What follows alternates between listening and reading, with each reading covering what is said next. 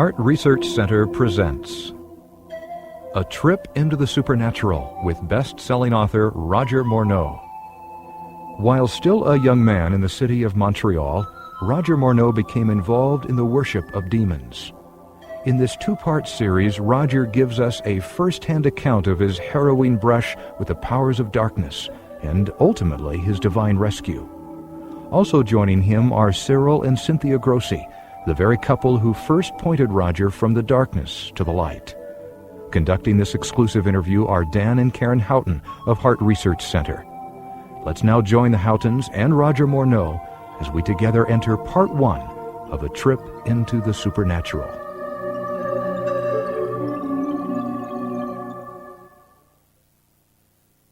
How in the world did you ever get involved in praying to demon spirits?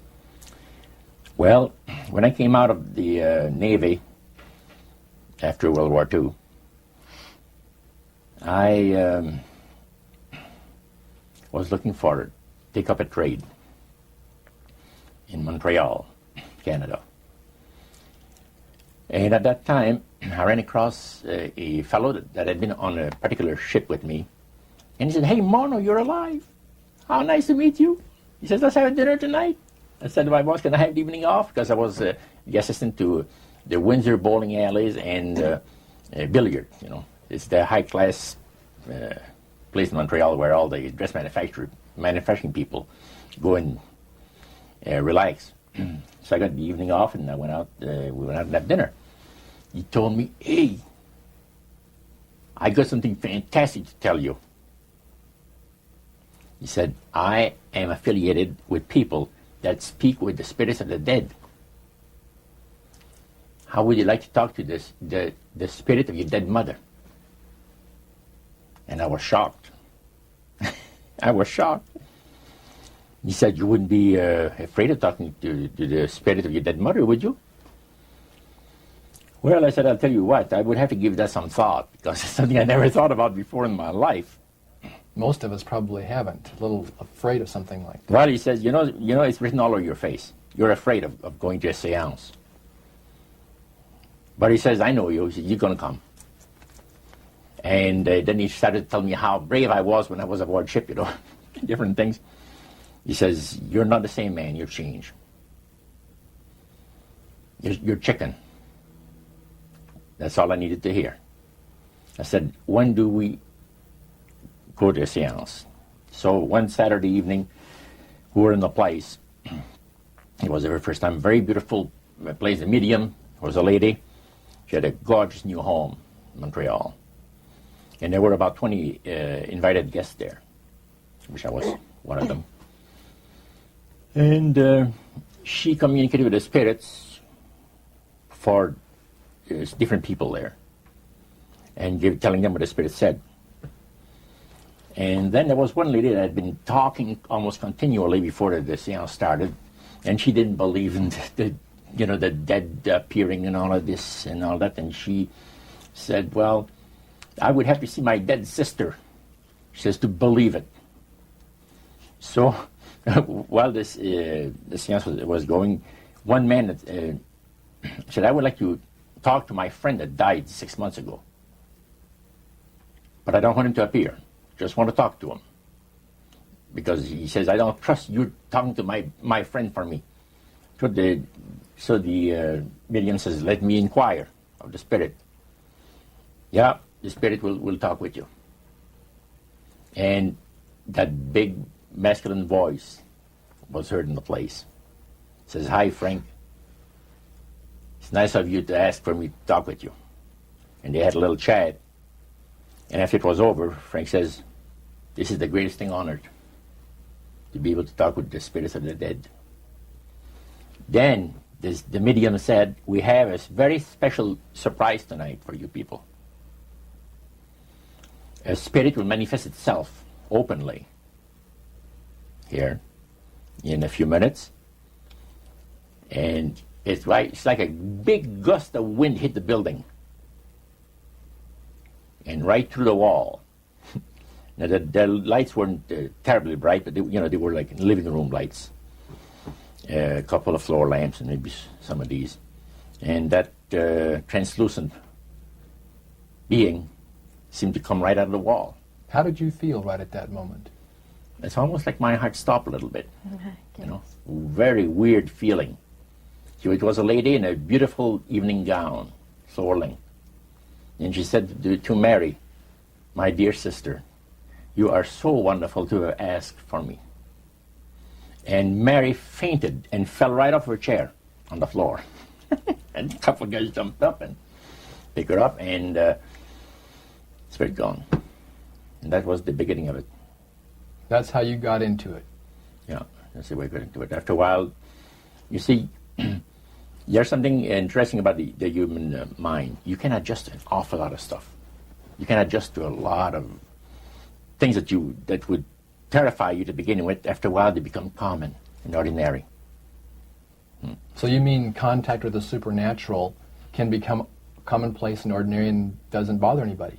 Yeah. In other words, the more that you do it, you're not uncomfortable. That's right. It's just not an uneasy feeling.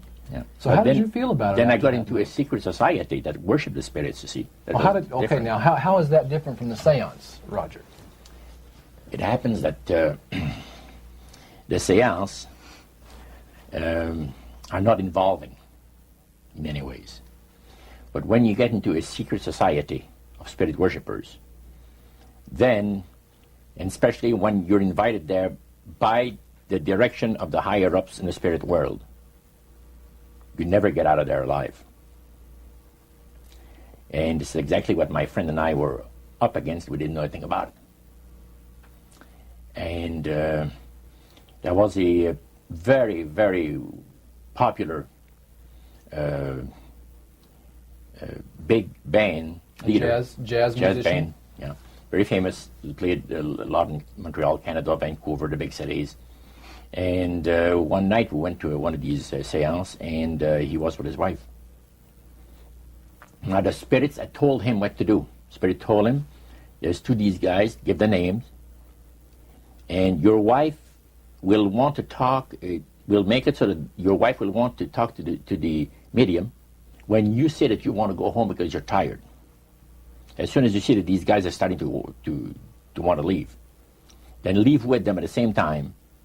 And as you get outdoors, you ask them if they're driving. They'll say, no, they're going to take the tramway a couple blocks away. Well, you invite them to get in your car with you, and that you will take them to a fancy restaurant and treat them to some good food and talk about the merchant navy. And that's what the guy did. And there we were in this plush restaurant, pulled into a little alley, and I can still see it like it was yesterday. Just enough room to pass the car, back alley, that happened to give on a restaurant that was on St. Catharines Street, which is the main street of Montreal. And that was quite an evening. So Roger, you're at this restaurant. What happened? Well, after we were seated, in entering there, the place was just full, packed tight. But there was a couple of tables against a wall that had a reservation sign on it. And the owner of the place recognized the band leader and came and said, good evening, and you gentlemen want a table. So you're one of the reserve people. So we sat there, and we had our favorite alcoholic beverages, you know. And as we talked, the band leader says, how long have you fellas been involved with sorcery? And he shocked us a little bit. And I said, exactly what do you mean? Well, he said, you know, what you people are doing, talking to the supposed spirits of the dead. He says, this is silly. And this man had been at the seance with you. Yeah, oh yeah. And he's telling you that it's silly what you've just done. Because see, my wife, he says, goes to these seances because she gets comfort and she gets something good out of it, good feeling out of it. And she lives for what the spirits are going to say that the future is going to be like. To me, he says, I can't bother with this stuff. He says, I want power, I go right to the source of power. And he says, how do you think that I became famous the way that I am? Well, I said, you must have had some good luck. Well, he says, there's no such thing as good luck. He says, there's either some power working for you somewhere, or you don't get ahead in this world. Not in my type of occupation. So it went from there. We got talking about spirit worship. Did it intrigue you? Or did it make you want to find out more about what exactly he was talking about? Yeah. So he said the supposed spirits of the dead that you're talking with are demon spirits. They're fallen angels. They're beautiful beings. Just set it out, just like that. Oh, yeah. It didn't make you uneasy when he said they were Well, just you know, it demons? shocked you a little bit, you know. Something that you first hear mentioned to you. He said, you guys have got a great future ahead of you. Because we've been told, the high priest of our society, secret society, has been told that the master has very special plans for you too. Now, what did he mean by the master? Satan. And we were interested to hear more about it. And he told us, he says, look, we worship spirits. We worship Lucifer and all his angels. They're just as beautiful as they did before they were cast out of heaven. He says there was a misunderstanding in the whole thing, he says, among the inhabitants of the galaxies. And he says our master was misunderstood. And God did not bear with him like he does with people that make mistakes today. So we're in a warfare, good against evil. And we happen to be the evil ones, but we're not that bad. He says, I look at this business between the forces of good and evil. He says, you believe in one person believes in God, and everyone believes in Lucifer. It's like politics. So the great controversy is real. And you've heard someone talk about it that's on the other side. And to these people, they are sold to the fact that Christ will not return to this planet with power and great glory. He's going to abdicate all claims to the planet, because the high priest once said that Christ will abdicate all claim to the planet because he knows that it is lawfully and rightfully Satan's. And at that time, he says, Lucifer, he mentioned Lucifer a lot of times, but he mentioned Satan also. He says, the master, usually they like to talk about the master will resurrect his people from the graves. Now, George is telling you all this, or the high priest? George. Okay, when the evening Yeah. wound down, and you're putting a cap on all that, you guys had consumed some alcohol. Yeah. And did you feel like that there was kind of a one-shot deal? You didn't know if it ever happened again? What happened after Well, that? he said, no, I said, listen, guys. He said, I like to have you, he says, meet some of our people. What about next week, Wednesday evening? I'll pick you up at your place, and you're invited to one of our services. Services? Like a church service? Yeah, something similar like that. It's a testimonial to the spirits, about how the spirits have blessed your life. So, when we left there, I said to myself, this guy's half drunk. I'm not going to hear from him again, you know. But it was true. That Wednesday night came, he was there with his big Lincoln, step in, and we went to one of the most beautiful area of Montreal. And the place was a mansion. Now, a mansion is usually very large. We'll call this a small mansion. It was beautiful. Most beautiful place. Yeah. Roger, your friend George took you and Roland to this mansion where people worshipped the demons. What was it like there? What kind of people were there? Well, it was a big surprise for me, as I kind of made up in my mind an idea that they were going to be rough-looking characters. But as we entered the place, I was amazed to see that they were all very well-dressed, well-mannered, and that a lot of the people, as we were being introduced to people, were professionals. doctors, attorneys, a lot of business people.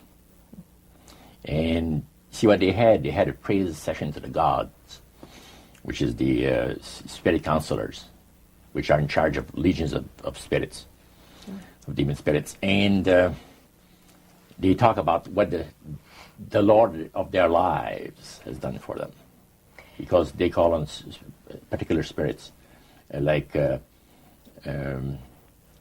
god Nehushtan, which you read in 2 King about. The Israelites worshipped the golden serpent that Moses had made. Mm-hmm. Well, behind the spirit worship, behind that, they were worshipping the serpent. They were actually worshipping this spirit Nehushtan. And the same spirit Nehushtan is, the priest was telling us, that the medical doctor that was telling us how he was making operations that had never been made before, because people had to be awake, yet have no feeling. He was able to, carry on the surgeries that had not been done before. Mm-hmm. But the spirits would give that capacity to be able to operate without people feeling any pain and things. And also without no problem with the blood, because as he would cut his incision, because his incisions, everything open and with no blood running. Mm-hmm. So he could do the work that has not been done before. So. Now, I recall reading in your book that at this praise worship service they would sing hymns. Why would they sing hymns in a demon worship? Yeah, this was kind of a big surprise to me when that took place. The priest said, "Hey, let's go down to the worship room of the gods and have a praise session, a singing session." So we go down there, and what did they think? You think they pass around? Church hymnals, Christian church hymnals. And I couldn't believe this. I said, "What's his business?" So the priest says, "Well, now," he says, "for those of you that are new, let me tell you that this is the most feasible way," he says, "to please the spirits. It's to deride Christ and his people, and his church and all that." So they sing out of Christian hymnals. They didn't sing Christian words to the hymns, however. Well, they changed a lot of them. Mm-hmm. Yeah, and not for the good. It's a form of blasphemy. Yeah. Mm. Such as you see today in the rock music world. You see the entertainers; they have these crosses. Mm-hmm. Ladies got earrings, crosses. Mm-hmm. The guys got the cross. This is a form of blasphemy, a form of deriding Christ. You see. Spirits cause the people to do that, to find pleasure in wearing this type of emblem, which is the cross is the emblem of the crucifixion of Christ to the Christians. So what were your impressions the first time you went down into that worship room? Well, it was, we'd been there maybe half a dozen times, and the high priest told us after the meeting was over, he wanted to talk to us. My friend and I. So after most people had left, he says, "The master of my life has revealed to me that it is time for you people to become acquainted with the worship room of the gods." Well, we started to move toward a beautiful grand staircase. Beautiful. The banister was huge. It was massive. And the wrought iron work that they had done in it was super. The beautiful decorations on the walls, the chandelier on the first landing. See, that was the first landing. You go down about 8 or 10 steps, and you had the first landing. It was huge and beautiful. The light arrangement was the nicest I had ever seen in my life. When we got into this sanctuary area, it wasn't very brightly lit, but everything was magnified the beauty of certain things. Like a lot of the things were gold-plated or gold trims. You see, the little altars where they had the spirits that had materialized. They photographed them, and then they had paintings made of them. And there was probably about maybe 100 of those around the place. Sort of like a shrine. Yeah, and underneath there was a little altar where you have incense and things that they would use in their prayer sessions and things like that, devotions to certain spirits. And some of the objects in there, the priest said, were solid gold.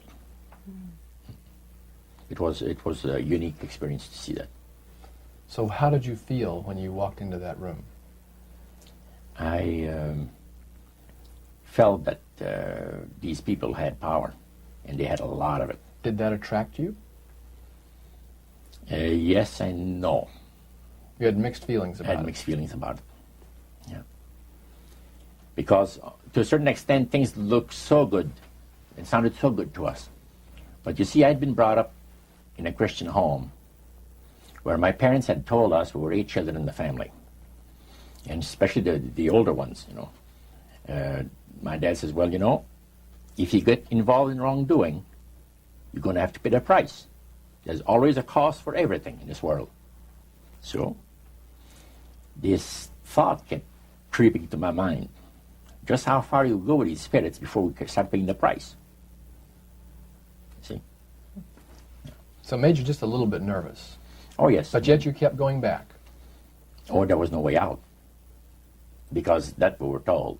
You knew at that time. Yeah. So you were moving forward more on fear. More on fear, yes. Because the high priest said that the master had special plans for us in our lives. And that no one ever went into this society unless they were invited by the spirits. See, so that was made very clear. And he also expressed to us the danger, explained to us the danger of going against the will of the spirits. And he mentioned about this one man and his wife that live in a fireproof building in Montreal. The place burned right down with him in it. He was one of their members that had decided that, well, he wanted to think things over. He was not going to get initiated at a time that the spirit said he would like him to be initiated into the society. So in reality, Roger, you were chosen by high-powered demon spirits to be a part of their human, special, privileged group. You see, these people in Montreal, the society, like the priest mentioned, there's thousands of spirit worshippers in only different societies of spirit worshippers in this world. But he says we are the elite. We know the real truth about the master and his angels. And they're not hideous-looking beings. They are gorgeous creatures. And from the paintings that they had on the wall of the walls of that worship room, they were unique beings. Especially there was a painting full size, full-length painting of the fallen Lucifer above his altar. And that was very fascinating because he looked like a man of great intellect, high forehead, the way that he looked with his eyes, the way he had the eyes looking. It gave you a depth of perception of somebody that is very, very knowledgeable and Powerful. powerful, yeah. So Roger, this high priest that you talked about, he is the one that ushered you down into the worship room. Was he also the one that led out in the praise sessions that you talked about? Yes, and he had an assistant also, another priest. Okay. Now, when you would go to these praise sessions, what kinds of things happened at those sessions? Well, there's a lot of success stories. Positive mental attitude kinds of things? Well, yes, a lot of success stories. The masters has done this for me and that for me. I remember one lumber dealer, he had like half a dozen different operations in the province of Quebec. And everything that he touched seemed to turn to money. You know? And he was telling about it. And then there's this other person that was a clairvoyant that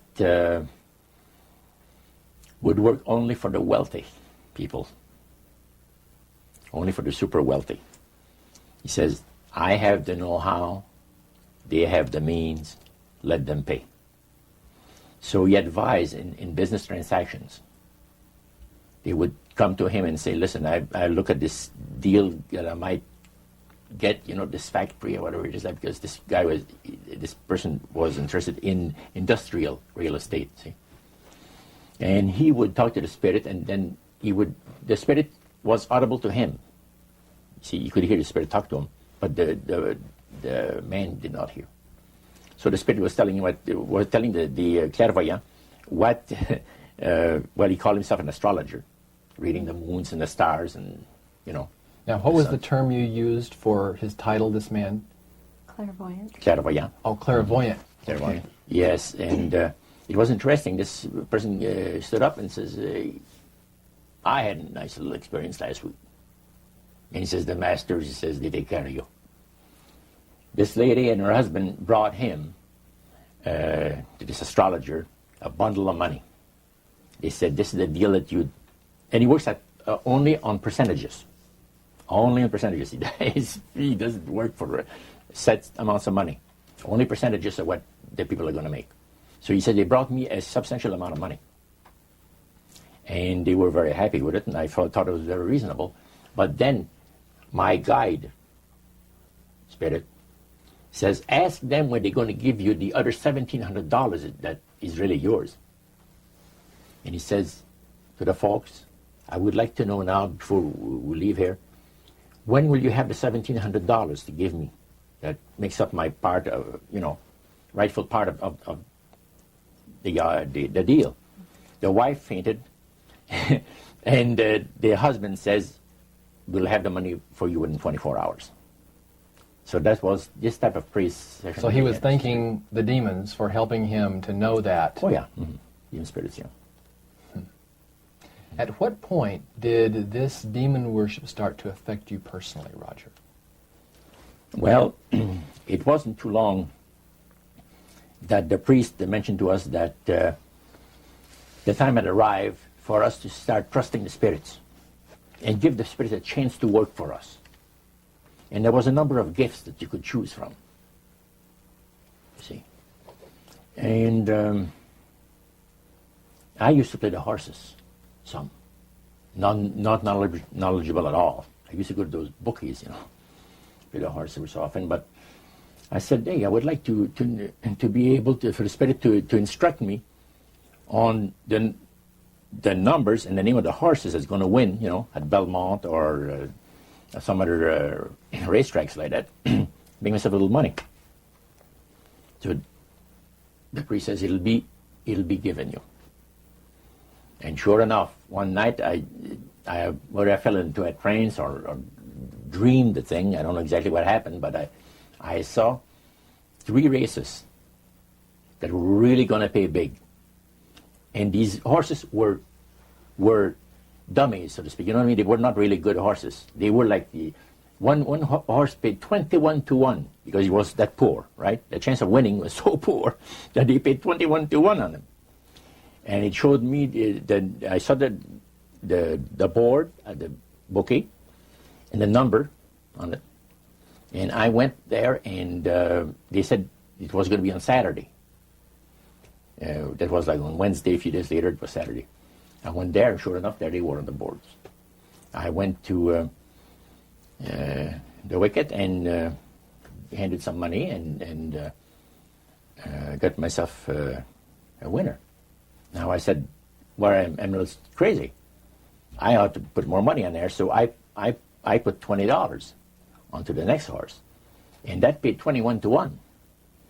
So I left there with maybe $400 or $500 in my hands, and I started to do that. In this case, I went directly down to the finest men's shop on St. Catherine Street, and bought myself a $200 suit.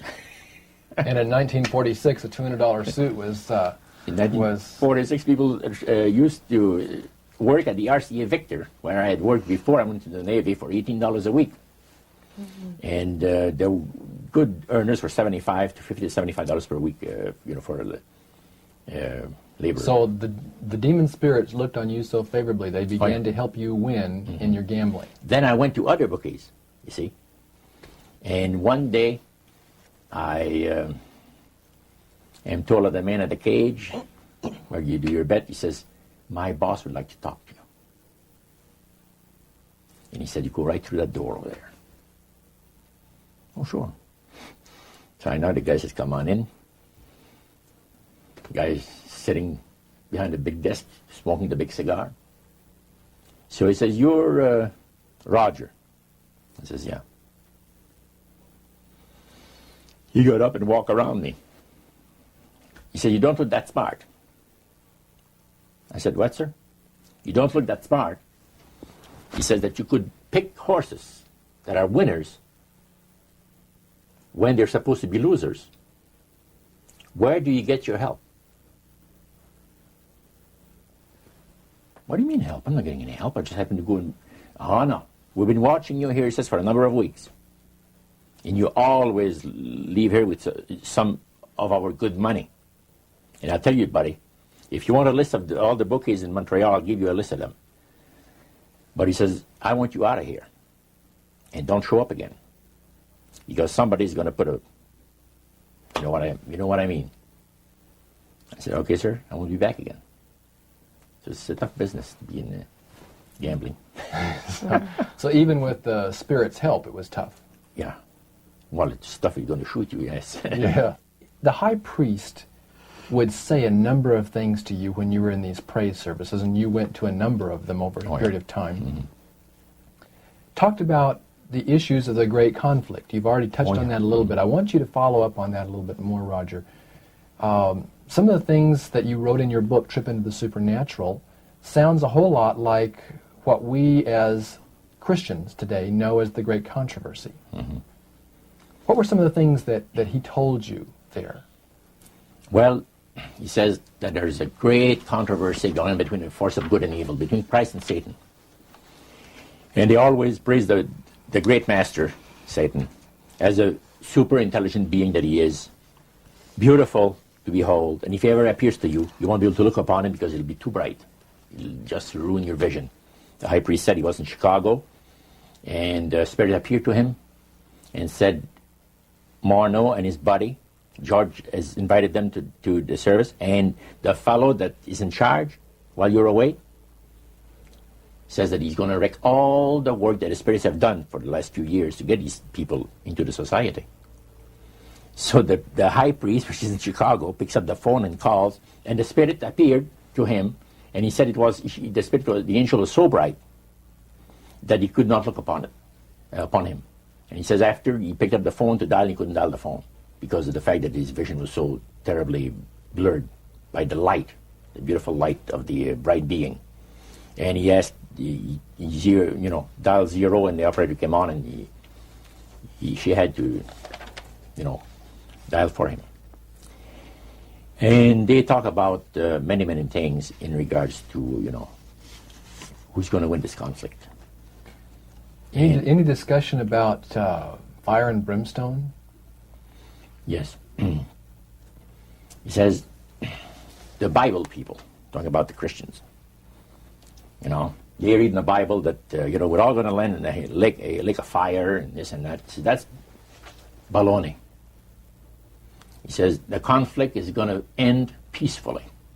Christ is going to realize that he might as well abdicate the rights of this planet, take his few people on with him to his planet in the center of the galaxies, and we will be left with a master who will resurrect all his people that will be as numerous as the sand of the sea.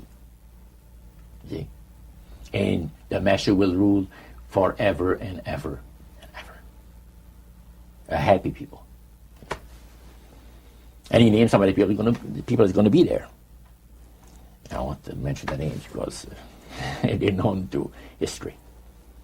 Yeah. So that was quite impressive. Did you always feel, Roger, that these people were telling the truth? Oh yes, yeah. Yeah, they really had things down straight. But I was not satisfied with the answers.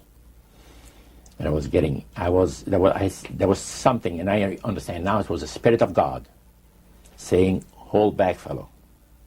Hold back. And the priest had talked about us thinking seriously about being initiated into their cult. Right. So they let you come to sort of take a look-see, but you can't go back for several months. Oh, yeah. It's not a matter of whether you're going to be initiated or not. It's when. Okay. You see? So they begin to press you for a commitment. So the priest said, look, fellas, I'm not going to pressure you into anything, okay? But I want to show you what the spirits can do for a devoted servant. We went down stairs, not through the staircase that I took for the worship room of the gods, but at the other end of the building. Went downstairs, and a number of times I'd gone there to the men's room, and I heard these typewriters clicking like the dickens. Man, it's going. I said, why do we have a lot of people typing in there, in that room? Well, we went there that evening, and he knocked, and the man says, come on in. And there was all those typewriters moving along by themselves, typing at the speed that I'd never seen before. And not only that, the high priest says, I want to show you something clever. So he says, follow me. So we went around the table. There was like 2 long tables, and they had about 10 typewriters. And he says, now notice that the typewriter types to the right, then doesn't go back. It types back to the left. Isn't that something? I had never heard of things like that before. He said, the spirits are doing the work. And he introduced us to the man. And the man is a lawyer. And he said, how much money did you make last year? Oh, he says, it's in the 6 figures. You see?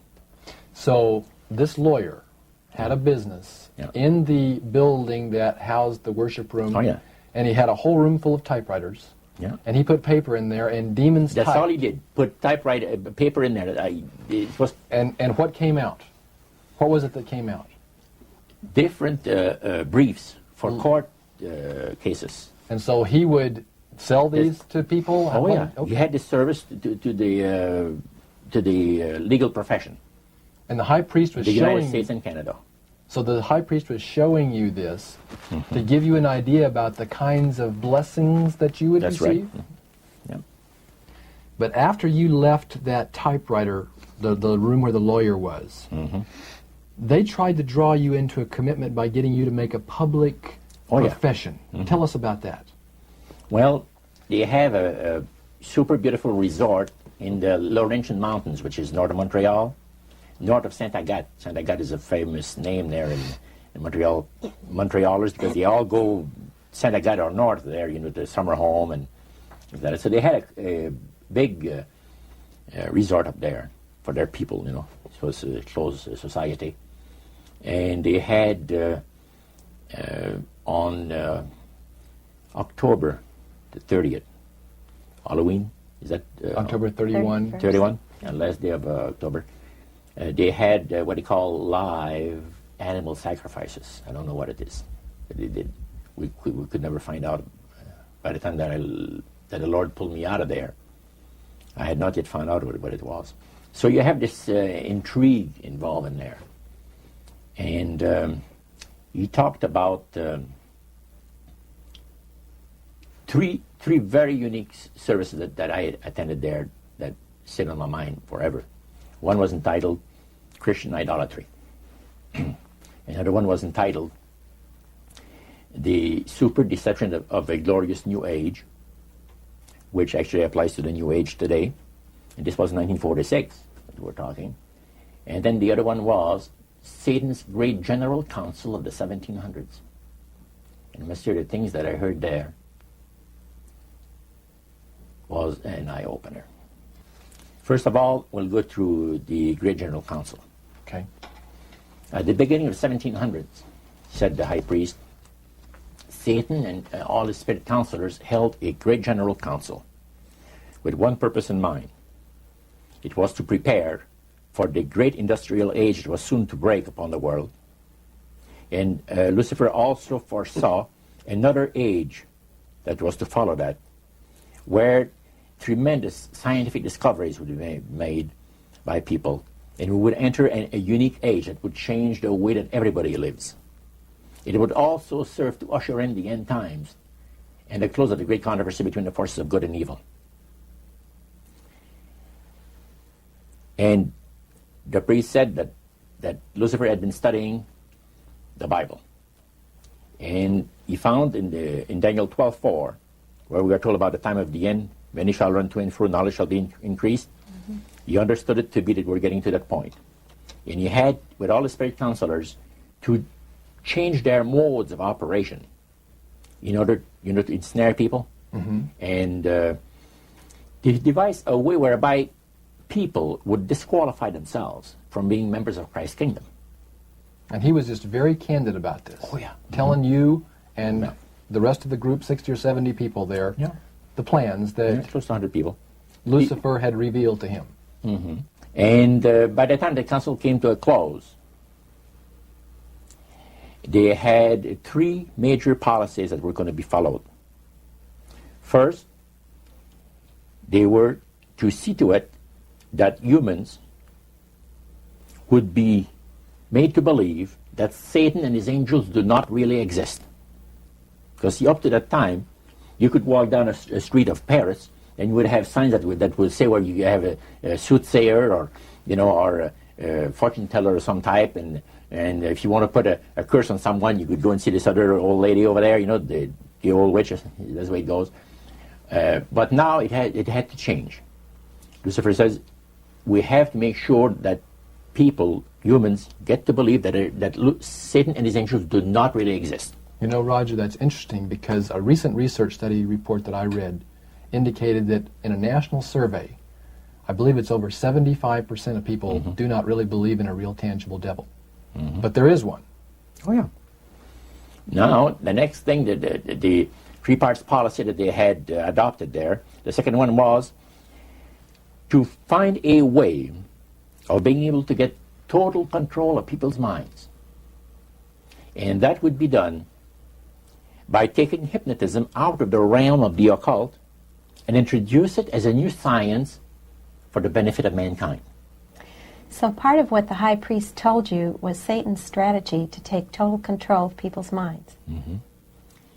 They felt that by taking hypnotism out of the realm of the occult and introducing it as a new science for the benefit of mankind, they could then use people of great renown, educators, people of capacity, that would do great things, such as supposedly regress people in time to former lives that they had.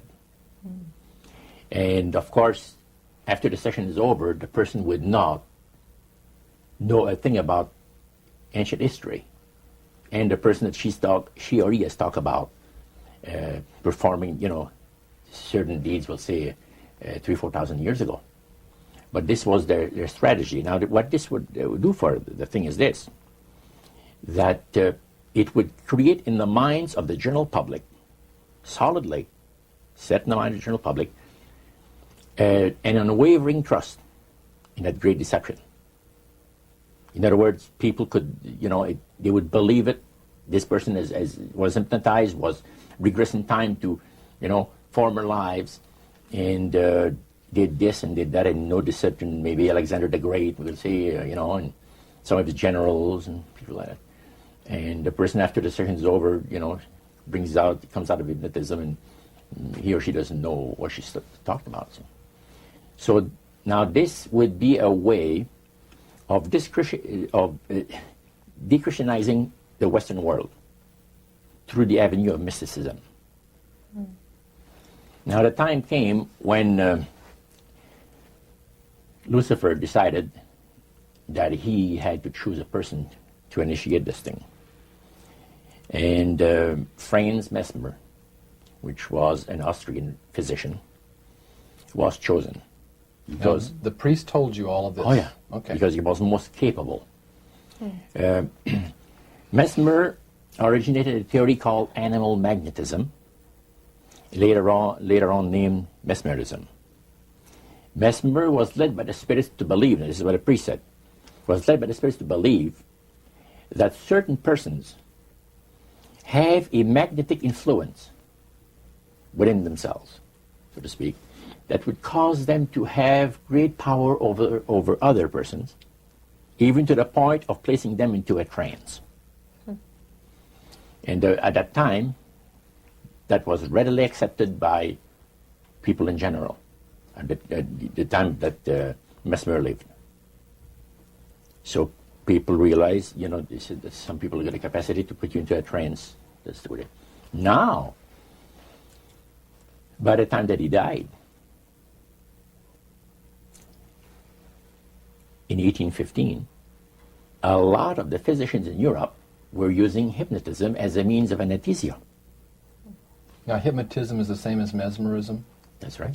Okay. So mesmerism that's been developed to a higher degree of refinement. And the priest went on saying that the plan of Satan to deceive the human family this way, he says is the most intriguing thing to his mind. And he went on saying how it was going to be brought about. He said that a fellow by the name of Darwin and another fellow by the name of Thomas Henry Huxley would be used by the spirits because in their childhood they had been hypnotized by medical doctors.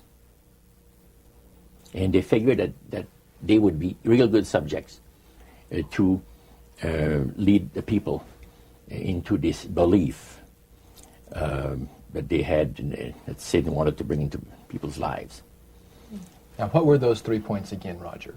The 3 things were, number 1, that they did not want Satan did not want the human family to think that he or his angels existed. Right. The second point that you made had to do with taking control of people's minds. That's right. The third point was what?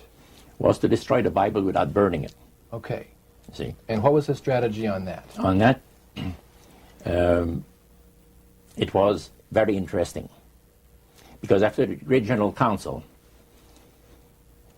it was decided that Satan would tutor Charles Darwin personally in setting up the principles of his theories of evolution. He was tutored by Lucifer himself, the fallen Lucifer.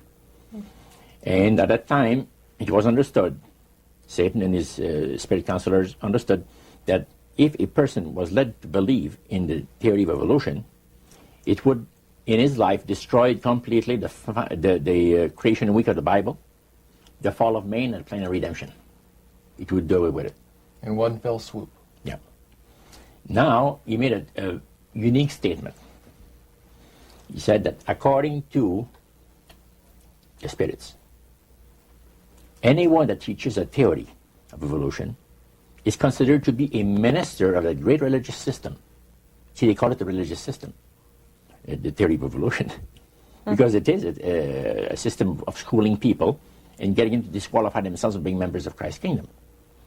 And he said that every teacher of that theory is recognized by the spirits as a person of great value and receives a very special unction from Satan himself, giving great power to induce spiritual blindness, to convince and convert.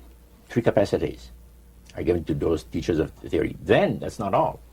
The priest says that Satan considers the teachers of the theory of evolution to be so valuable to him that in the sight of all the inhabitants of the galaxies, he assigns a retinue of bright, beautiful angels to follow that educator all the remainder of his life. And that in the sight of the inhabitants of the galaxies is the greatest honor that he can bestow upon his workers, to all mankind, and to, until the controversy is finished. That was quite enlightening. Now, the high priest was talking just sort of like a preacher would talk up front. Was he enthusiastic? Did he seem like he had bought into this and was excited about it? Oh yeah, he believed it 100%, no question about it, so everything. Why would he be so excited about spirits trying to deceive human beings? Because obviously out of this council of the 1700s, deception was a major part of the strategy. Why? What he says is deception. It's like politics. You believe in one candidate, the other person believes in the other candidate, and they're fighting to get the position, and it's just a matter of who's going to be the smartest. And with Lucifer, the fallen cherubim, he's very smart. He's going to win, and Christ's going to abdicate the rights of the planet. He's going to resurrect his people, have established his kingdom that lasts for ever and ever. God won't be able to destroy him because it would be against God's, the creator's nature to destroy Lucifer in the fire. Beside that, he said, spirits now, even spirits, have the capacity now to outlive fire. He says, you don't believe it, go to India or some of those countries where they have fire walkers. And it's done by the power of demon spirits. These people are energized by demon spirits, so they can walk on those hot coals without burning themselves. And this is what the high priest said. And he says, if you want to use fire, they can use it. It's not going to burn anybody. So that's the way they believe. So this high priest was almost talking to your group in an evangelistic fervor. Oh yeah, because he figures that he's going to be one of the higher ups in the great kingdom. Okay. Now, of the group that was there that night, 60, 70 people, I think you've mentioned before. Yeah, it varied. How many of those were people who were hardcore members, and how many of them were new inductees? Well, we were the only two youngsters there, so to speak. You and your friend. And how old were you at that time, Roger? I was about 20. 20 years old. Mm-hmm. Yeah, 20 years old. Did you have a feeling of awe over the fact that you had been chosen? Yes, in a way. And then I got thinking about this. When am I going to have to pay the price? The cost. My parents had brought me up like this. If you get involved with evil, you're going to reap what you sowed.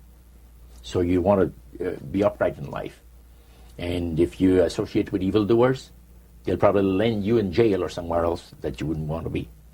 So there's always a price to be paid. So you had that little something maybe instilled by your mother and father a long time ago that kept you from making that full commitment. Now, one of the things that really amazed me and shocked me and made me sick at heart is when the priests talk about Christian idolatry. What is Christian idolatry? The priest mentioned that word. Yeah. Tell us what he said, Roger. He said that Christian idolatry is the most grandiose or great deception that has ever been brought upon the human family, upon mankind. And he says, and he boasted, that demon spirits are continually defiling Christian churches through the avenue of necromancy by using a form of spirit worship that involves hundreds of millions of Christians into idolatry without their being aware of it. Now, what is necromancy? Define necromancy for me. Their belief, popular belief of necromancy, is to conjure the spirits of the dead. So that you can speak with someone who has died. Right. Like the seance that you originally went to was the practice of necromancy. Now, the priest says that this super deception is brought about in only one way. Through the deceptive belief that man has an immortal soul that lives on after death. And he said that constitutes idolatry through necromancy. So he says there are hundreds of millions of Christians that are practicing idolatry. Well, they think they're glorifying God. See? Because they believe that the soul is immortal. Yeah. They may not be talking to the supposed spirits of the dead. Oh, yeah. Contrary to popular belief, necromancy does not consist of conjuring the spirits of the dead. The reason being that man is totally mortal and does not possess an immortal soul. So who are they talking to? He says the friendly demon spirits that have always found over the centuries great delight in impersonating in apparitions departed loved ones and persons of great renown. Now, friendly demon spirits. Friendly demon spirits. Are there more than one kind of demon spirits, Yeah. Roger? Well, there's three main divisions, and then there's divisions within those divisions. You have the friendly demon spirits that seem to have the finesse and the refinement, and they're not upset about what happened when they were thrown out of heaven, from what I gather. Then you have the warriors. They like to bring misery and destruction in the lives of people. Then you have the oppressors. The oppressors are the real wicked spirits that hate God with all of the Creator with all of their might. So he went on explaining. He says, now, necromancy is in reality a belief, a religious belief. People believe that the dead have entered into a higher state of existence than they had when they were alive. Also that they are in a position and have the capacity to help the living here on earth. See? Then he said, he says, this is where things get really interesting. He said, according to the great master, a person does not have to supposedly call upon the spirits of the dead to receive help, you see, to be involved in necromancy. All he needs to do is to believe in life after death. Because he said, necromancy is the belief that man as a human being has an immortal soul. So anybody that believes that man has an immortal soul is involved in necromancy. It's that simple. That's the way he explained it. Yeah. So how does that constitute idolatry? By people believing that they are either talking to the saints, you see, the spirits of the dead saints, or a dead relative, or a dead person of some type. And you take, for instance, like Loretta Lynn. She says on national television, and I have the data on it, that I heard it myself. She said that she was made successful in her singing career by a dear friend of hers that was the same age as she, and died when she was 18 years of age. And Loretta was trying to get into the singing world, you know, but she says, I had no success at all. Until one night I was sitting in bed reading a book. And she says, who walks right through the wall but my friend, the spirit of my friend? And she says, Loretta, I'm going to make you a very famous person in singing Western country music, and I will be with you all the time. Trust me. And she says, she had a big concert once, and she was coming down with this bad cold. And she thought that her voice was going to give. She talked to her spirit and felt that she was going to be helped. And she got on the stage and she started to sing, and right in the middle of where she really needed the power, no power at all. And her spirit friend tapped her on the shoulder and started to sing for her. She said, her voice went through me, the power. See? And you saw this in a television documentary? Yeah. This was, I believe, 1976 it took place. Now, the priest explained that when people believe in this business, they are actually opening themselves to be completely deceived by demon spirits, because it gives the demon spirits an opportunity to impersonate the dead, see, and for people to believe their lies. And the priest says that thrills first of all, he says it brings to the great master the respect and the reverence that is due to his great name. And it makes all the other spirits exceedingly happy, because they are the ones that have worked to lead people to believe in life after death. See? And they rejoice also. And that's the extent of what Christian idolatry is all about. Friendly spirits, just to digress for just a moment. You mentioned 3 different categories, and the friendly spirits are the ones that love to impersonate a being, a historian or something.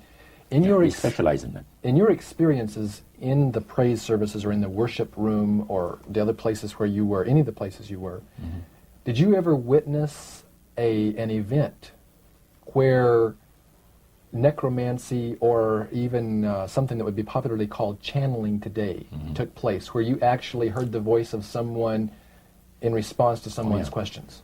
Yeah, a number of times, but there was one time in particular that fascinated me because it was unique in one way. The priest told us that there was a French historian that was affiliated with Montreal, University of Montreal, which is a French university, and the English university is McGill.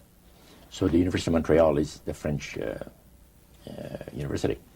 And this man was from Paris, but he's affiliated with the university, and he wanted to have some details in regards to Napoleon Bonaparte and one of his generals. So, by the way, there are also in other parts of the world elite spirit worshippers like the group that we had in Montreal. And he mentioned there that he said you guys are fortunate when my friend and I went in, because you're right in time to see something very interesting. My friend there is having his devotions in the worship room with the gods, and he will use a trance medium to converse with certain demon spirits that will inform him in regards to ancient history about Napoleon. And sure enough, we went down there, and somebody came up and said he's ready for the session, and we went down there, and he said he would need 3 people. You would need 3 people, but he wanted 5 people that volunteer to be the channel for the spirit. Okay, so it was 3 of them were chosen there, and the others went back and sat down. And the man shook his head a little bit like this. His eyes went glazed, and he stayed at it for a half hour. And the spirit spoke to him. He said, I'm a spirit counselor, and what would you like to know? And he had a clipboard, the historian, and asked him some questions. This historian was from Paris. Yeah. And he was wanting information. Some detailed information about Napoleon Bonaparte and one of his generals. And so he asked the questions of one of these human beings that was channeling. Oh yeah, the voice changed and everything. The voice changed of the person completely. Okay. And it identified itself as a spirit guide. Oh yeah, spirit counselor, yeah. Okay, a spirit counselor. And then proceeded to tell him all the events that he was asking, answer his questions? And there was a certain question that was asked, and the spirit counselor said, I will have Lord Remy and Lord Alphonse duplicate, in other words, the dialogue that had taken place. Oh, and the two other drama. Yeah, a little and the 2 other men fulfilled what he was looking for. But the one thing that interests me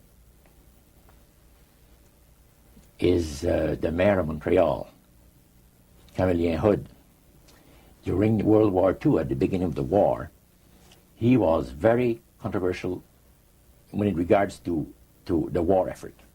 He would tell the French-speaking boys not to go into the armed service, see, because you're going to go and shed your blood for the British, and we're their servants, so to speak, and all that, and he didn't want him to go into war, and they put him in prison. He was jailed for the length of the war for this. Now, the man said, I would like to have you tell me, to the spirit, to give me part of the speech that was given by Camillien Hood on the steps of the Montreal City Hall on a certain date. There are different versions of what has taken place, and you, Lord, would know the exact one. Now, the mayor of Montreal was still alive. Was still alive. And this historian is asking what was actually said at a speech. Yeah. Okay. The spirit counselor said, I'm sorry, I can't help you. All of my activities and my people have taken place in Europe. However, after my departure, our departure, other spirits will come and help you. And sure enough, the guy vibrated a little bit, and he's back, and he said, boy, how long? He said, 20 minutes you've been used as a channel. So they, again, the spirit entered into him, and the spirit said he was a spirit counselor that could give him the information that he was looking for. So, again, it was given verbally, and it was the voice of Camillien Hood. Now, how did you know that it was the voice? Well, because of the fact, you see, I was a youngster in those days, just about ready to go into the army. And Camillien, we used to listen to the radio. We had no television in those days, so it was only radio, and read newspaper. And all the speeches of Camillien made, and all of it was on the radio all the time. Now, in those days, they had no tape recorders, as we have now. So Camillien would have to go to the Canadian Broadcasting Studio, where they made a record, a real phonograph record. And then they played it over and over, for the rest of the day. So you listened to those as a teenager before you went into the army, so you knew his voice. So I knew his voice really good. So I said to George, He was sitting next to me and said, isn't it amazing? He said, if you think that's amazing, wait, he says, until the spirits impersonate one of the departed people that you know, personally, like an uncle or a brother or a sister or something like that. He says, that is unique. But that's the way it was. You are able to reproduce a voice, man, and the just to perfection. The spirits are exceedingly proud of this. Because, and this also was right up my alley, the priest said that as the times on this planet gets more and more difficult, and calamities of all kinds are striking the planet more and more frequently, demon spirits are going to impress people with the importance of Sunday sacredness. Roger, when I was a teenager back in the 1970s, I remember a song that came out talking about the age of Aquarius. Mm-hmm. And since then, we've seen the development of the New Age, and I wondered if back when you were involved in spirit worship, if they talked about New Age at all. Oh yes, it was a big thing that was coming up. One of the major deceptions of the last days. And the priest told us, we talked for quite a while, and then he said, could I have a little bit more of your time? I want to do something very fascinating. He says, the grand plan, the master's grand plan for harvesting the nations, for harvesting the multitudes of the earth into his cause, just before the close of the great controversy between the forces of good and evil. So we continued, after we expressed ourselves that we're deeply interested to know more about the activities of the spirits. And he said it's going to be done in a unique manner. This grand plan is going to take people are going to eat the stuff.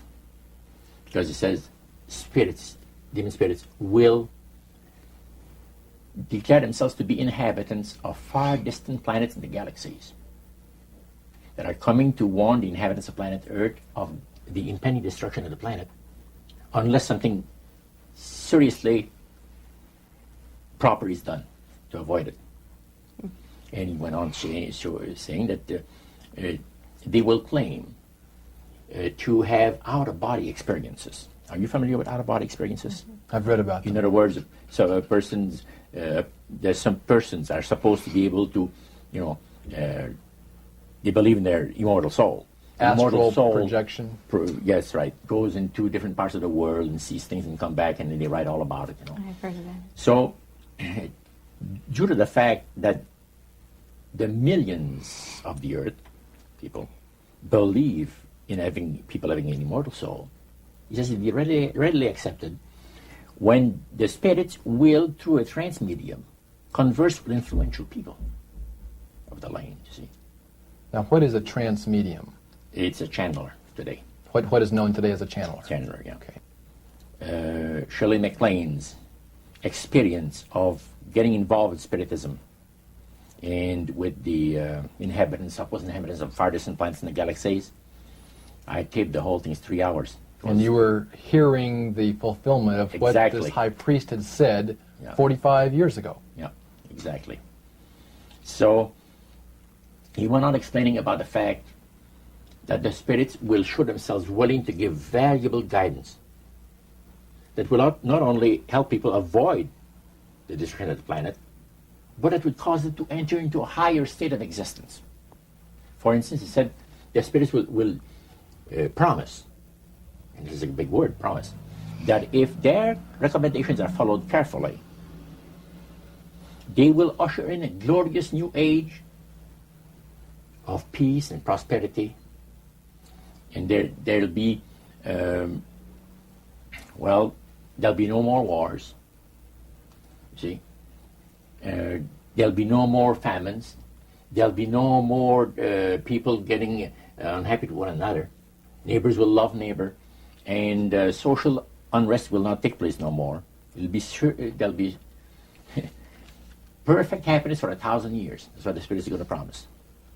Almost like the Garden of Eden created all over again. And now we find that a lot of preachers are preaching the great age of glorious new age of victory over wars, victory over social unrest, victory over famines, and victory over all kinds of... And he used the words New Age to describe what was coming. It would be a glorious new age, yeah. And this is exactly what the movement is all about today. And he went on and said, as I said a little earlier, that as life on this planet becomes more and more difficult, and calamities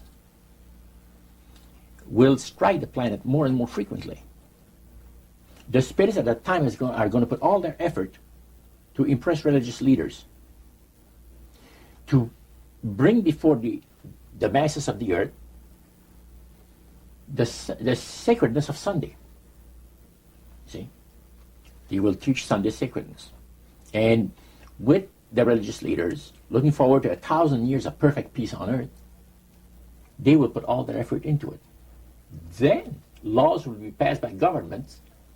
One person asked, what's going to happen about people that don't believe in the Spirit's recommendation?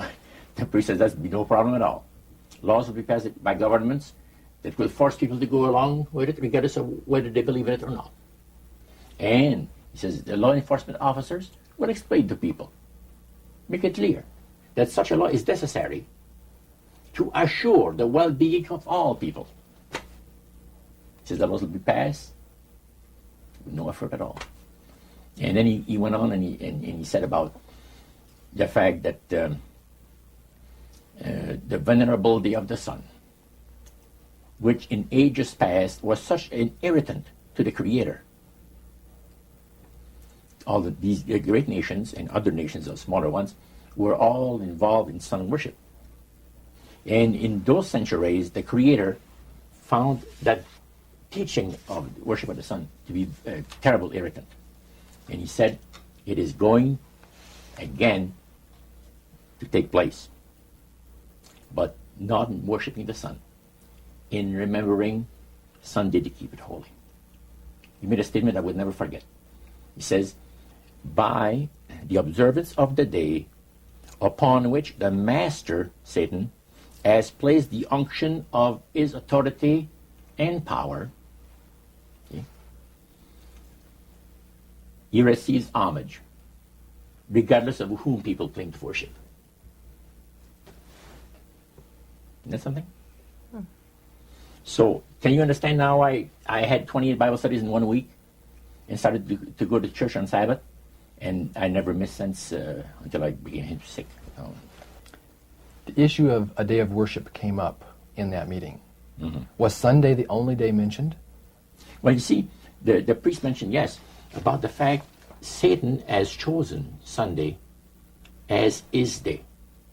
The Creator has chosen the seventh day of the week. Lucifer has chosen to call his day the first day of the week, Sunday. See? And regardless of what people claim to worship, worshiping God, the Creator, by observing that day, that particular day, they are bringing homage and respect. Now, at that time in your life, you were 20 years old or so. Mm-hmm. Had you ever heard of a Seventh-day Adventist? Never in my life. In that meeting... They didn't talk about Seventh-day Adventist. They talked strictly about Adventist. Well, they just talked... But they did... The word Adventist was mentioned. The priest was telling us that necromancy, as I mentioned earlier, is the belief that the dead have entered into a higher state of existence, etc. And he says, for centuries, friendly demon spirits have worked diligently to establish and uphold in the religious convictions of all people the belief that man has an immortal soul. See? Then he boasted about the fact that the master was so smart in that he had deceived the whole world, even in this age of great scientific knowledge and understanding. Then one person put his hand up. And the priest says, yes, you want to say something? He says, what about the Adventists? You can't count them deceived regarding the state of the dead. And I got a question. What about, how come that they can't be brought under the great deception? The priest said, you're right. I apologize, says here, I made a mistake. When I said that all the millions of people living on the face of this planet, everybody, was honoring the great master. I forgot the Adventists. There's so few in number when you figure the billions of people, I didn't even think of mentioning him. So I'm sorry. Then he says, secondly, the reason why they can be brought into the great deception, let me explain about it. Now he said, my next statement is going to upset some of you. But what I'm telling you is the honest truth. It is factual. It's reality. The fact that the Adventists observe the biblical Sabbath of creation and reverence the Creator on that day, it makes it impossible for the spirits to deceive them. They are given very special help and great spiritual insight. And he said, under these conditions, they are not ordinary people. And that stayed with me, man, just like this. And when I heard the word Adventist, when Cyril told me later on, which we're going to cover later, I asked him, I said, what denomination do you belong to? He said, I'm a Seventh Adventist. What is that again? He said, I'm a Seventh Adventist. I said, is that the same thing as Adventist? Oh yeah, he says, a lot of people call us the Adventists. They don't talk about the 70s, same thing. Boy, I was interested. I bet you were. Now, I wanted to know what his Bible said. Yeah, I bet you did. Number of things. Because that was the one group that under question only, the high priest of the demonic worship house. Yeah. The thing that he had said to you was, this is the one group that can't be deceived. That's right. And so somewhere back inside that that resistance you had came out, and you awoke. A few months later, that experience, unique experience, was instrumental in helping me make a decision for Christ. And also, I had no hesitation to join myself to God's commandment-keeping people because of the fact that I knew what kind of people they were. And after having had 28 Bible studies in 1 week, I started to keep the Sabbath, forever. But you see, the time that I had these Bible studies, 4 hours per evening, we started at 7 o'clock and finished at 11 o'clock at night. We had this Bible study similar to what you showed me the other day, that you have in your pocket. The Bible studies were about an hour. There were questions, and then you looked at the verses that they gave you in the Bible, and you had your answer. It was so fantastic. And the Spirit of God was really ministering to me the graces of redemption. Every moment of all those Bible studies was precious. Precious, precious, precious. Roger, at that time, your major language was French. You did not speak English, and all of this happened in the French language in Montreal. How long after you became a Seventh-day Adventist, or after you learned of Seventh-day Adventists, did you read the book Great Controversy by Ellen White? Well, I joined the church. I first had a Bible studies in October of 46. In April of 47, I was baptized into the church. In September of that year, Hilda and I got married. And the French church in Montreal gave us, as a wedding gift, the Conflict of the Ages series. And I had not read the Greek Controversy up to then. But then you read it. Yeah. And what went through your mind when you read the book Great Controversy, thinking back on the experience you'd had maybe just a year or so before? That's right. What went through your mind? This person is inspired. This person has got knowledge that nobody else has on the face of the earth, except, the spiritists that I was mentioning, because it's so unique. See? Well, I find it very remarkable that they were willing to share the strategy that Satan is working on with this group. Of course, their plan was that it would never get out. That's right. Under seal of death. That's right. Their plan is that you don't have to worry about saying anything about the great master. Because as soon as anybody strays some, the spirits will tell the high priest right away what's taking place. They did with my Bible study by Wednesday night. I studied on Monday and Tuesday. By Wednesday night, the spirit counselor appeared to the high priest and says, you have one of your defectors. He says, that mono guy, you're going to get rid of him. Because he's out there studying the Bible with the Adventists, the people that the master hates most on the face of the earth. And the high priest almost had a heart attack. Because he said, I kind of like you. He said, that's what he told my friend. Because I didn't see him after that. But he told my friend to try to convince me to go back, to spirit worship. Roger, you were 72 hours away from making a full commitment to the elite spirit worship. How did God rescue you at that strategic moment? Well, I'll tell you, I should really go back a couple of weeks in time. As the high priest had talked to us about the advantage of getting initiated in the society on the 31st of October, that night I came home, went to bed, and I couldn't sleep till about 3 o'clock in the morning, because I had all of this experience of the supernatural that I'd gone through for so many months now, and my Catholic upbringing that I've had, and questions about God. Now I knew there's a God, because the Spiritist made me well aware of that. But I was in a state of terrible unrest. I could not have slept.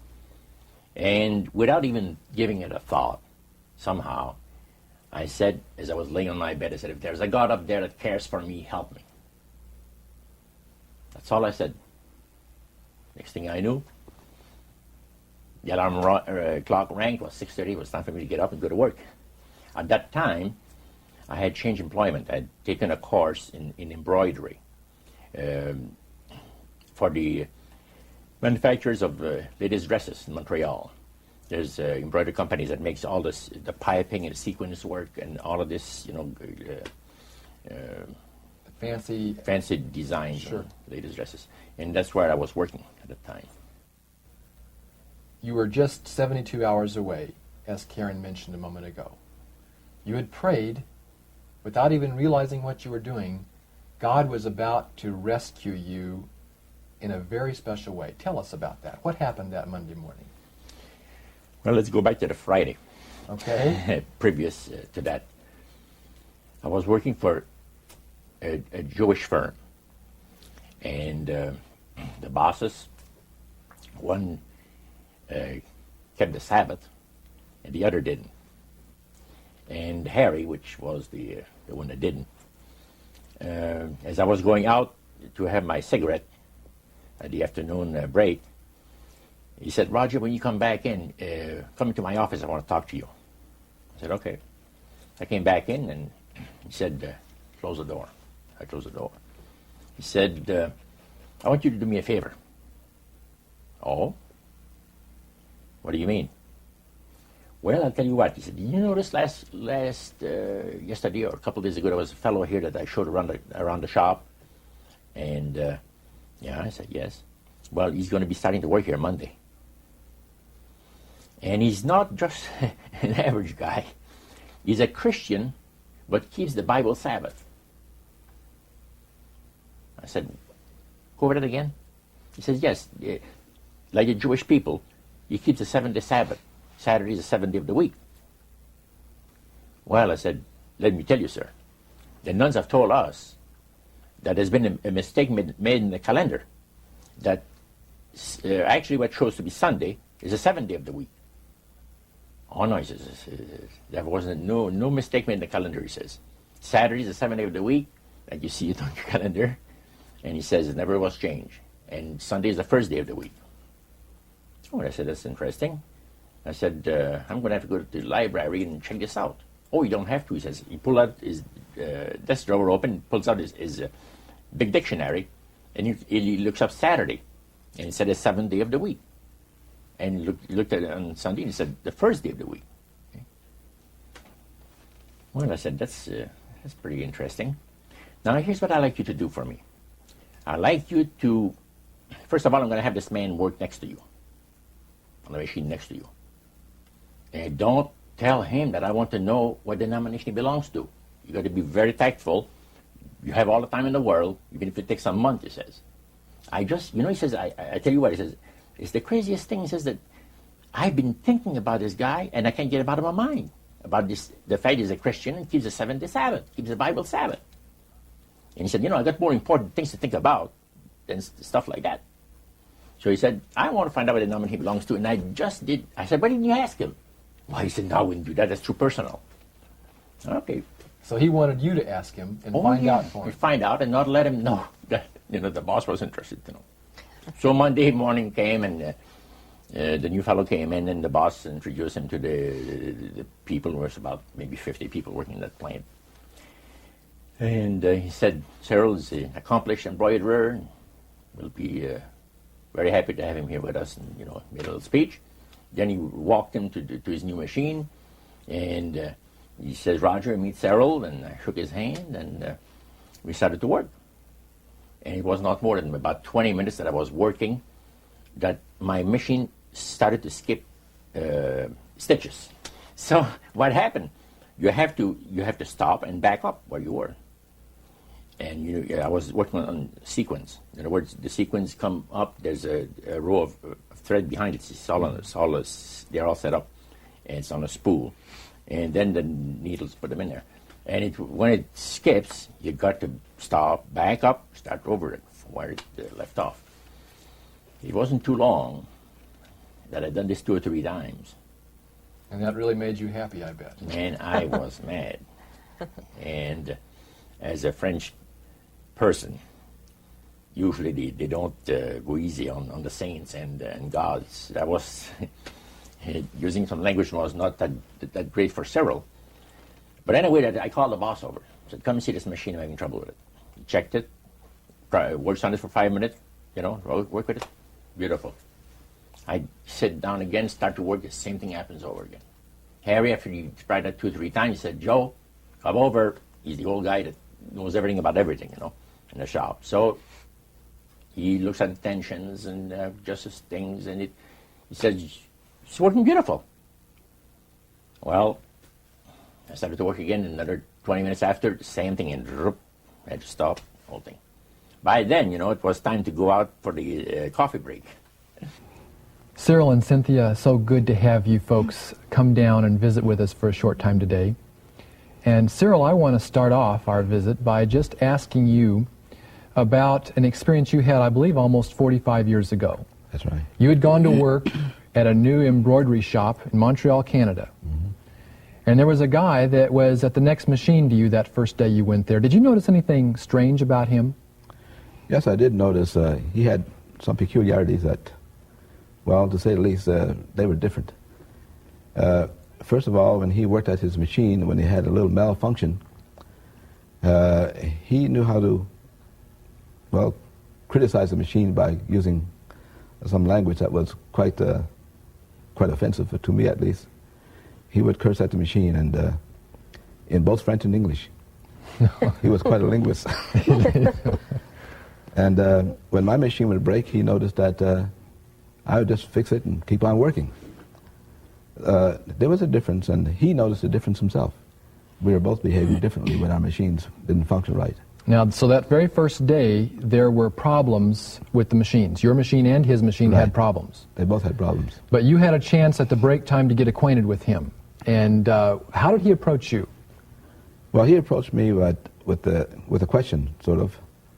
He said, I noticed that when your machine gives trouble, you don't get angry. You just fix it and keep on working. And I told him, well, it didn't make sense to get angry with the machine as an inanimate object. And he sort of apologized for his getting angry with his machine. And we started a conversation there, and it gave me the opportunity to sort of introduce him to some of the things I had experienced just a few days before. And what were the things that you had just experienced a few days before? I was getting some Bible studies from a minister named Elder Warren Taylor. And although I wasn't an Adventist, I was quite moved by those Bible studies because of the fact that as he gave the Bible studies, he kept it quite simple. And he would prove everything he would say. Even if it's from the Bible, he would prove it. And in some cases, he proved it from worldly books such as the Encyclopedia Britannica. And he gave good evidence of everything that he was saying was true. So I started walking out, and I told Sarah, I said, have you ever seen such a crazy thing as this, the trouble that I have with this machine? No, he said, it's a new machine. I said, brand new machine, just a month old. He said, that's very unusual. So we go downstairs, and I said, do you have any suggestions? How to fix this problem? No, not really, but he says, I have a suggestion. that might help. He says, I heard you, he says, calling upon God, but it was not in the way that I would have liked to hear you talk. He says, go easy on God, he says. Did that offend you, Roger? And, I said, thank you.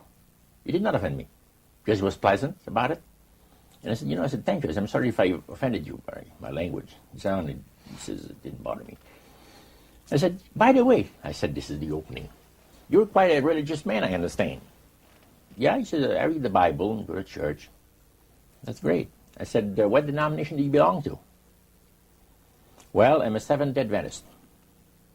Excuse me? Repeat that again? He says, yeah, I'm a Seventh-day Adventist. Did that shock you? Well, the word Adventist shocked me. The Adventist, you see, I had heard so much about the Adventist, but Seventh-day Adventist, I had never heard the name before. I said, what does it signify, the name? He says, well, we're 7-day observers. We believe in the Bible Sabbath, that God has blessed that particular day of the week and has sanctified it. It's put a special blessing on there, and that we ought to count our blessings on the 7th day and, give God the honor that is due to his holy name.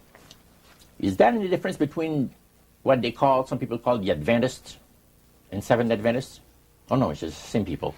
Most people just talk about the Adventists and, people know that they're talking about the Seventh Adventists. Then your interest was really piqued. Now I said, man, what a unique thing to have happened to me, that I meet one of these guys.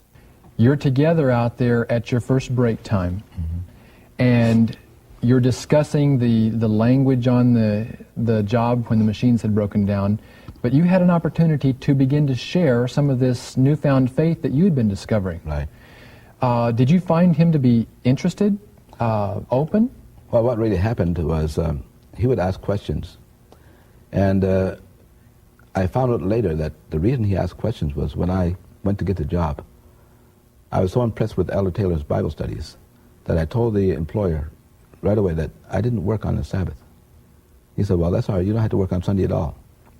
I said, no, Saturday. So being a Jew, he became rather interested. And he told Roger, Roger told me later on, check this fellow and find out why he keeps my Jewish Sabbath. So Roger's questions were motivated by the fact that he was told to check. And the more questions Roger would ask, the more interested he became himself. So as he became more interested, and I told him more, he suddenly said, I want to hear more about your religion. And I said, okay, this weekend. He said, no, tonight. So we talked about a number of things. And after lunch, I told him, I said, I want to see you at 3 o'clock. Again, I want to have another question for you. So 3 o'clock came along, we had the coffee break, and many things had passed through my mind. And I knew that if I get involved with religion, the Spirit is going to destroy me. So I've been assured, we've all been assured of that. You don't deviate from the will of the spirits, otherwise you're nothing, your history. So I told him, I said, Cyril, would you show me out of the Bible the things you told me today if I went to your house? He says, yeah.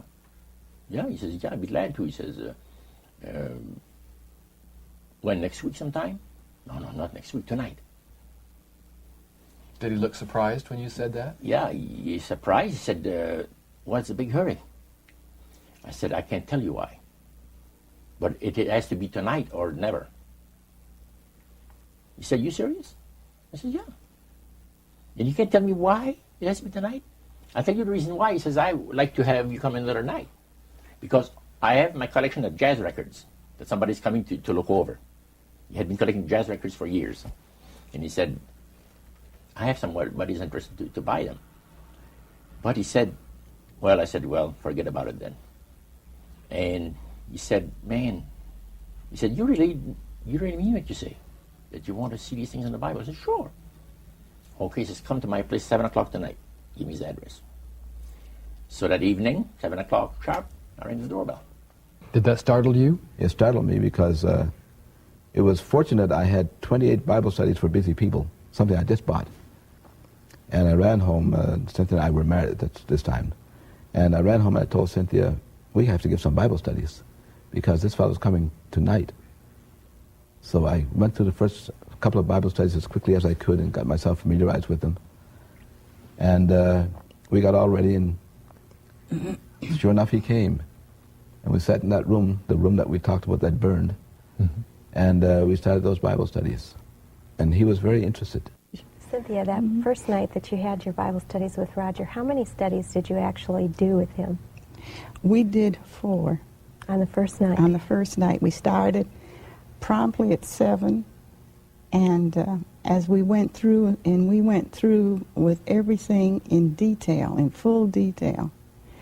And we thought that, oh, this is just going to last the evening, and that would be the end of it. And then he said, no, he says, let's do the next one. So each one, so we didn't finish until about 11:30 or quarter to 12.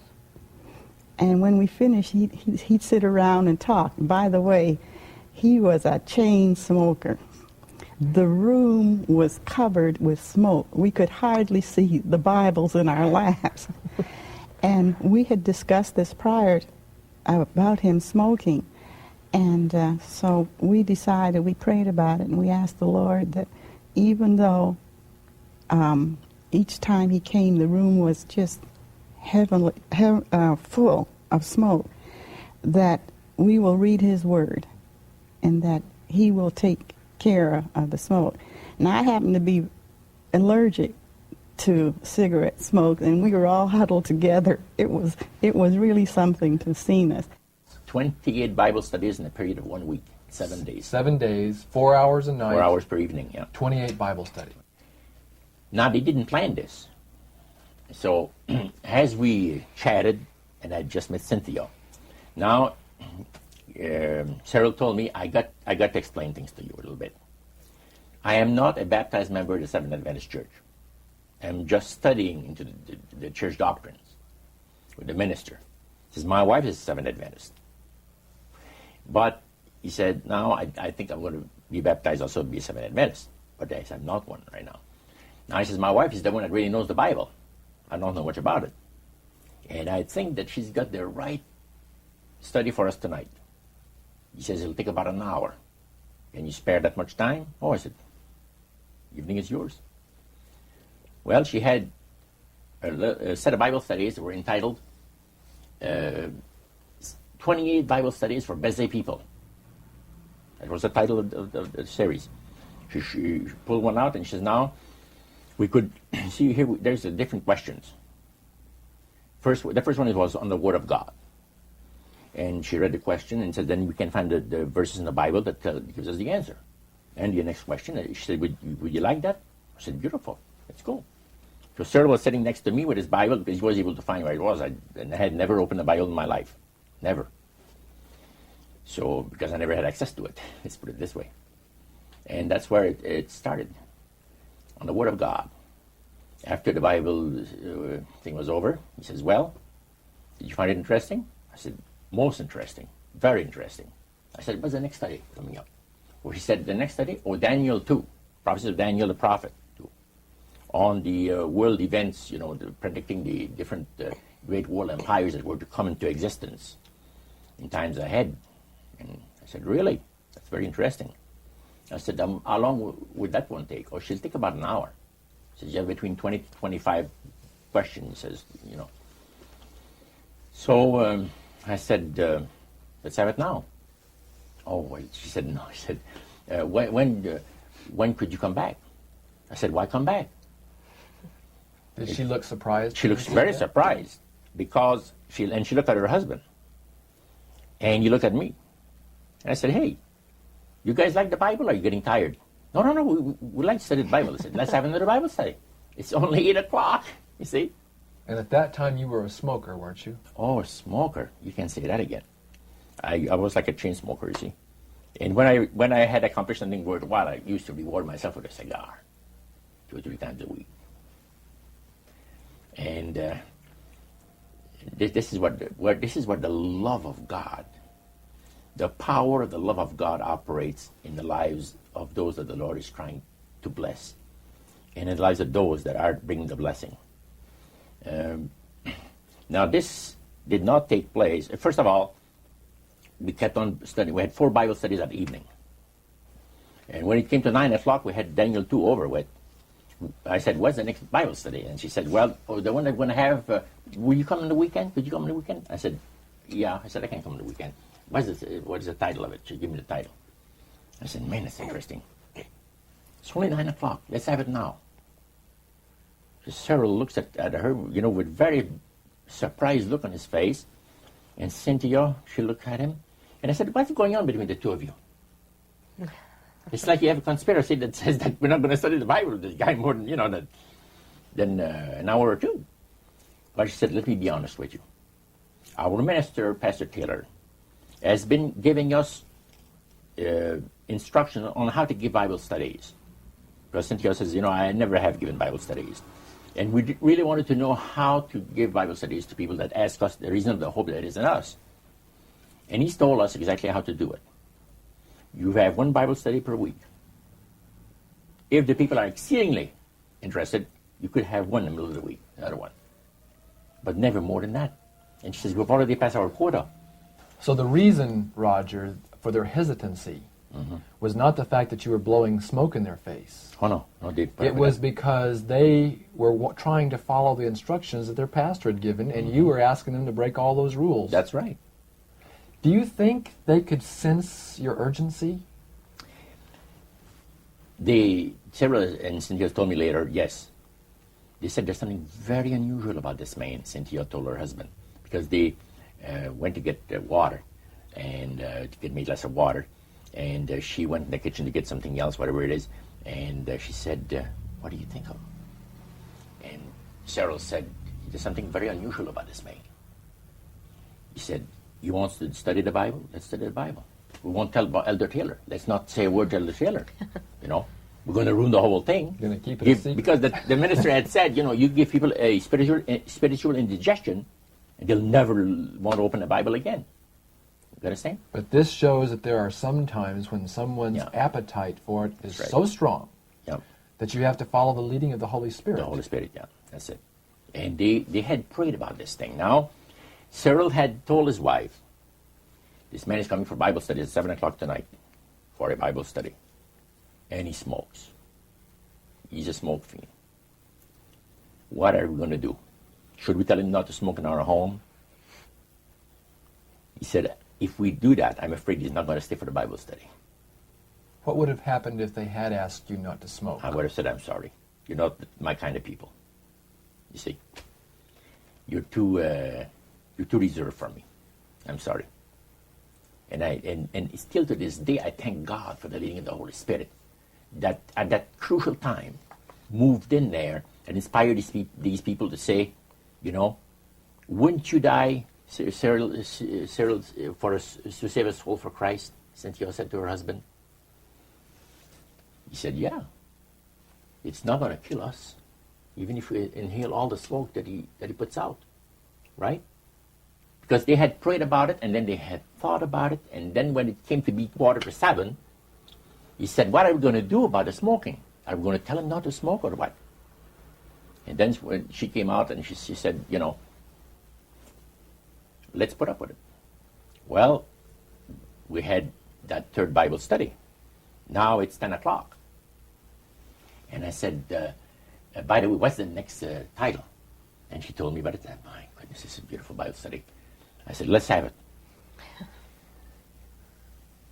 And he said, really, Roger, we've studied too much tonight. We're never going to be able to remember these things. Oh, I said, you'd be surprised. I got a mind like a sponge for the things that I like. He said, you're enjoying yourself.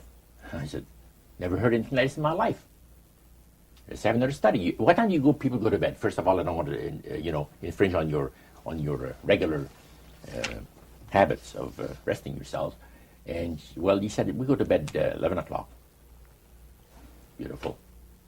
I said, go on, Cynthia. And Sarah says, go on, Cynthia. And we had another Bible study. Now the Bible studies are over. And I said to myself, if I'm still alive, I want to be here tomorrow night. Did you seriously doubt whether you would be alive the following night? I felt sure I was going to be killed, going to be destroyed in some kind of an accident. See? Because I've heard of so many cases. So I knew that I was not, this is the way I felt. I was not going to be alive tomorrow night. If for some reason I'm alive, I want to be back here with study the Bible with these people, see? So I said, what are you people doing tomorrow night? Not too much. What about 7 o'clock? Another Bible study. And she looked at her husband, and he looks at her, you know, and he said, hey, we won't tell Elder Taylor. We won't tell him a word about it. We'll just do it. We'll just do it. He says, we'll be here at 7 o'clock tomorrow night waiting for you. The next night, man, I was there. 4 more Bible studies. See? And more smoke. This has been part 1 of A Trip into the Supernatural, an interview with best-selling author Roger Morneau, as conducted by Dan and Karen Houghton of Heart Research Center. The conclusion of this exclusive interview is contained in part 2.